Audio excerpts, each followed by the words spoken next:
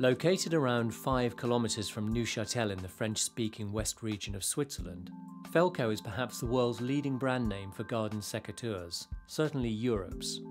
The company manufactures around 1 million pairs every year, as well as a range of other products for amateur and professional gardeners and horticulturalists. At its factory, much of the product finishing is still done by hand. However, part volumes have increased considerably over the past few years, so in 2011, the company invested in a Haas EC500 horizontal machining centre and a VM2 vertical machining centre.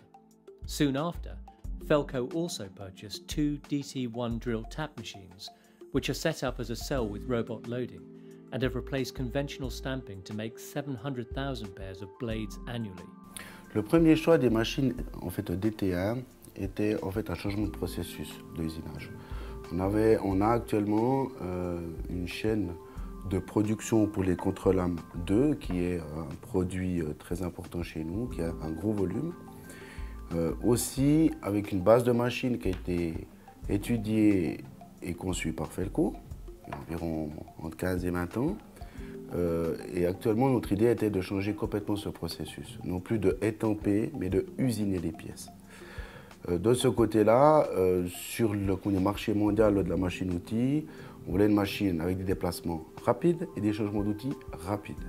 La Haas DT1 est un compromis au niveau du coût et de la rapidité des déplacements qui est vraiment exceptionnel. De là, après, on doit alimenter cette machine par un automatisme. Donc, on a décidé de mettre un robot.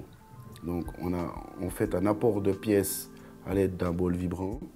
Et après, en fait, c'est un robot avec une caméra qui amène à chaque DT1 la pièce dans le bon sens sur le posage.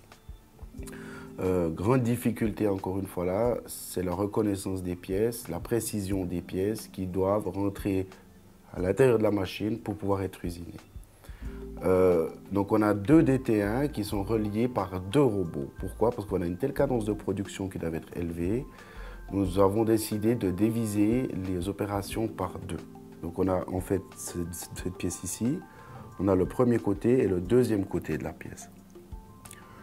Le premier côté est usiné sur une machine, le robot récupère et amène ça à la deuxième machine. C'est un deuxième robot qui va usiner le deuxième côté. Donc on a vraiment ce type de pièce qui est le gros volume annuel de notre production. Donc on a 2 DT1 sur la première machine. Donc ça c'est en fait l'arrivée de la pièce. Donc ici on fraise, ici l'essuie-sève, on appelle ça nous, ce qui permet quand on coupe le bois que ça évite que ça colle. On fraise aussi ce lamage ici. Tous ces perçages ici avec des tolérances dans les 3 centièmes. Donc le diamètre du trou est toléré à 3 centièmes. On fraise aussi ce carré, donc par une opération assez spécifique, mais en fait le carré ici est usiné aussi. De l'autre côté, ici sur la tranche, on voit aussi le fraisage ici en fait de la coupe. Donc on voit très bien avant, après, etc. Et ici, le fraisage de la pointe. Ça, c'est ce qu'on fait en fait au DT1. Donc c'est des cadences qui sont vraiment rapides, c'est environ une pièce, 2 pièces toutes les 40 secondes et un volume de pièces annuel entre 600 et 700 000 pièces. Donc voilà pourquoi on a choisi